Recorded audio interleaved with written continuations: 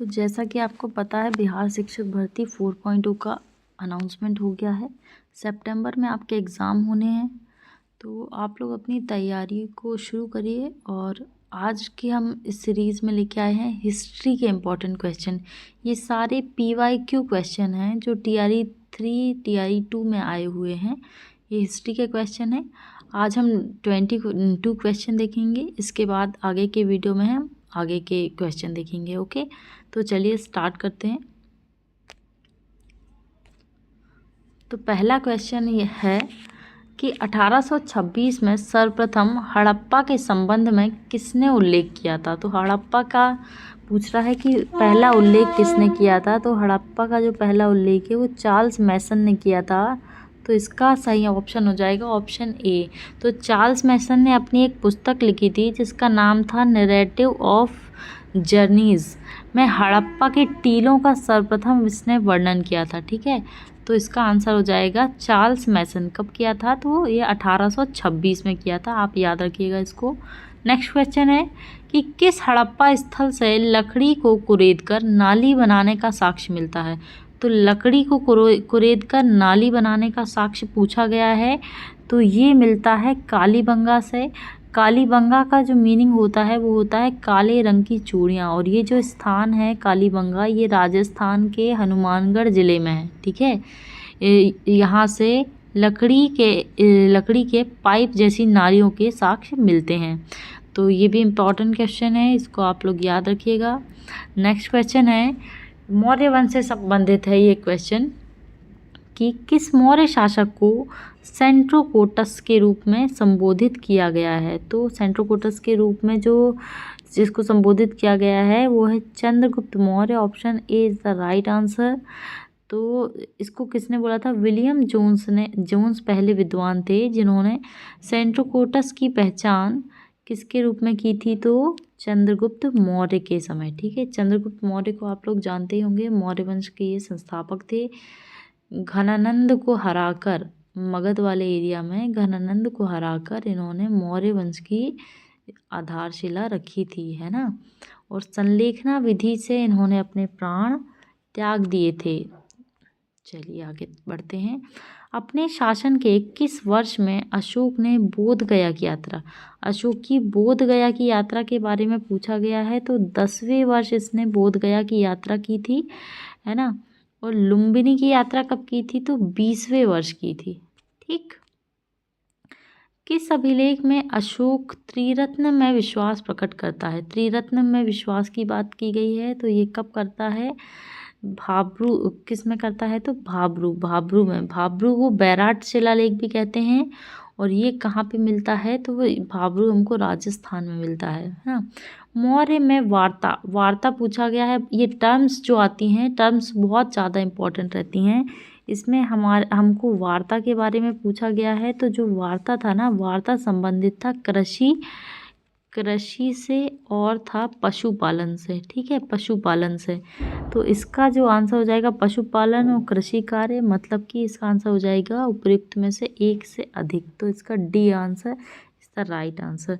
तो कृषि और पशुपालन और वाणिज्य को सामूहिक रूप से, इन तीनों को, वाणिज्य इसमें लिखा नहीं है ना, तो वाणिज्य को तीनों को क्या कहा जाता था? वार्ता कहा जाता था। ठीक है, कौटिल्य कितने प्रकार के दासों का उल्लेख करता है? कौटिल्य ने दासों का, देखिए मेगस्थनीज ने ना अपनी जो पुस्तिका लिखी थी, मेगस्थनीज ने इंडिका, कौन सी पुस्तक लिखी थी कि इंडिका, और उसने क्या बोला था कि यहाँ पे दास प्रथा नहीं थी। लेकिन कौटिल्य ने दास प्रथा का उल्लेख किया है और उसने बोला है कि मौर्य काल में 9 प्रकार के दास हुआ करते थे। ठीक है, कौटिल्य ने अपनी, इनकी जो बुक है उसका नाम है अर्थशास्त्र। अर्थशास्त्र में 9 प्रकार के दासों का वर्णन किया है।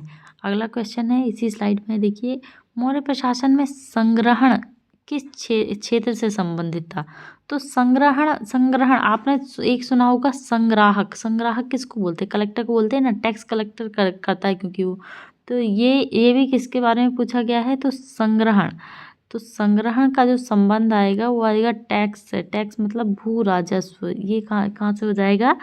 ये ऑप्शन हो जाएगा। 10 गांवों के समूह के प्रशासन और राजस्व व्यवस्था को संग्रहण कहा जाता था। ठीक है, अगला क्वेश्चन देखते हैं किस चरण को पुनर्जागरण काल, पुनर्जागरण पूछा है ना, पुनर्जागरण 14वीं से 16वीं शताब्दी, 14वीं से 16वीं शताब्दी को पुनर्जागरण काल के रूप में जाना जाता है और इसकी शुरुआत जो हुई थी इटली से हुई थी। ठीक है, और सबसे पहले वहीं हुआ था और फिर पूरे यूरोप में फैल गया था पुनर्जागरण। ये सब वर्ल्ड हिस्ट्री के क्वेश्चन स्टार्ट हुए हैं अभी। पुनर्जागरण काल का माइकल एंजेलो के बारे में पूछा गया। आपने कभी कहीं पढ़ा होगा माइकल एंजेलो के बारे में। तो एंजेलो जो थे ना, वो फेमस चित्रकार थे। एंजेलो कौन थे? तो चित्रकार थे और मूर्तिकार भी थे और वास्तुकार भी थे। ठीक है, पर चित्रकार के रूप में इनको पहचाना जाता है ज़्यादातर। हर्ष का प्रधान सचिव, हर्ष के बारे में पूछा गया है। हर्ष का जो प्रधान सचिव है वो कौन था? भंडी नाम का व्यक्ति इसका क्या था? प्रधान सचिव था। हर्षवर्धन जो था, इसके शासनकाल में हैंगसांग भारत की यात्रा पे आया था, है ना। आप ऐसे याद रखिए, हाँ से हर्षवर्धन, हाँ से हैंगसांग। तो हैंगसांग भारत की यात्रा पर आया था। और हर्षवर्धन किस वंश से संबंधित है? तो वर्धन वंश, जिसको पुष्यभूति वंश भी कहा जाता है ना। भास्कर वर्मन ने किसे राजदूत बनाकर हर्षवर्धन के पास भेजा था? तो भास्कर वर्मन जो था वो कामरूप किसको कहते हैं? असम को कहते हैं। असम को ही क्या कहा जाता है? असम को कहा जाता है कामरूप। और कामरूप का जो राजा था जिसका नाम था भास्कर वर्मन, इसने हंसबेग को मैत्री प्रस्ताव लेकर हर्ष के दरबार में भेजा था। ठीक है, तो इसका आंसर हो जाएगा सी। हर्ष के काल में कौन सा अधिकारी चाट एवं भाट कहलाता था? तो चाट और भाट के बारे में पूछा गया है। तो चाट और भाट जो संबंधित थे वो थे पुलिस से संबंधित थे। तो हर्ष के समय पुलिस विभाग के साधारण कर्मचारियों को चाट और भाट कहा जाता था। किस चोल शासक ने सर्वप्रथम संपूर्ण द्रविड़ प्रदेश को विजित किया था? द्रविड़ प्रदेश के विजित करने की बात आ रही है तो राजराज प्रथम जो थे ने केरल, पांड्य और सिंहल प्रदेशों को जीतकर द्रविड़ प्रदेश पर वर्चस्व स्थापित किया था। तो राजराज प्रथम जो है इसका सही आंसर हो जाएगा। अगला क्वेश्चन है, किस चोल शासक ने सिंहल नरेश महेंद्र पंचम जो थे, सिंहल मतलब सिंहली किसको कहा गया है? श्रीलंका। ये जो यहाँ पे श्रीलंका है ना, इसको सिंहल प्रदेश कहा गया है। तो सिंहल नरेश कौन थे? महेंद्र पंचम। तो महेंद्र पंचम को हराया है, किसने हराया है पूछा है। तो इसमें देखिए दो लोगों का नाम आता है। इसमें आक्रमण जो शुरू हुआ था राजेंद्र प्रथम के समय हुआ था। राजराज प्रथम के समय आक्रमण शुरू हुए थे और राजेंद्र प्रथम के समय पूरी तरह जीत लिया गया था। तो मतलब राजराज प्रथम जो थे, इनके पापा थे किसके? राजेंद्र प्रथम के। ठीक है, तो पिता और पुत्र दोनों ने का है ना। तो इसका आंसर हो जाएगा बी और सी दोनों, मतलब उपर्युक्त में से एक से अधिक आंसर हो जाएगा। अगला क्वेश्चन है, फ्लाइंग शटल का आविष्कार किसने किया था? तो फ्लाइंग शटल है, इसका आविष्कार 1733 में इसका आविष्कार जॉन के ने किया था। ठीक है,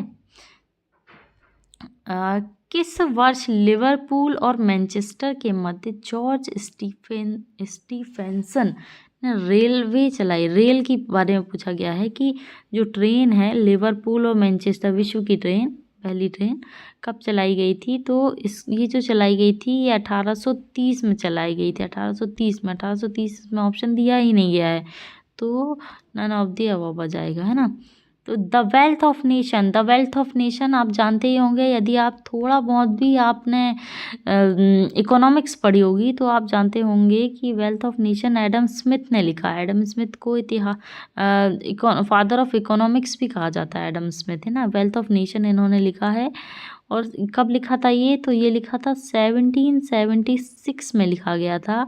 इन्हें अर्थशास्त्र का पिता भी माना जाता है ना। टाइद क्या था? टाइद ये फ्रांस की क्रांति से संबंधित ये वाला क्वेश्चन है कि टाइद क्या था। तो टाइद एक धार्मिक कर था। टाइद क्या था? एक धार्मिक कर। दो टाइप के कर चलते थे यहाँ पे, एक टाइद और एक टाइल। तो ये टाइद के बारे में पूछा गया, तो ये क्या था? एक प्रकार का धार्मिक कर था। डिस्कोर्स ऑन इनइक्वालिटी किसने लिखी थी? तो ये एक किताब पूछी गई है, डिस्कोर्स ऑन इनइक्वालिटी। इसके जो राइटर थे वो थे रूसो, महान दार्शनिक रूसो। इन्होंने 1754 में ये किताब लिखी थी। इसमें असमानता के मूल कारणों पर चर्चा की गई थी, रूसो ने लिखी, ठीक है। किस द्वीप पर नेपोलियन बोनापार्ट का जन्म हुआ था?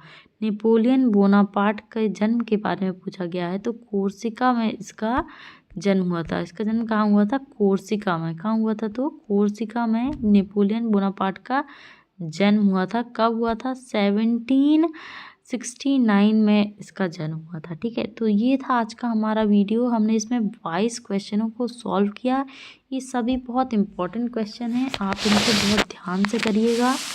आगे के वीडियो में हम नेक्स्ट वीडियो जो भी आएगा तो इसमें हम अपनी आगे के क्वेश्चनों को भी सॉल्व करेंगे। यहाँ तक देखने के लिए थैंक यू सो मच। और इसी तरह से हम सारे सब्जेक्ट्स के सीरीज़ लेकर आएंगे। आप हमारे चैनल को लाइक करिए, सब्सक्राइब करिए और थैंक यू सो मच।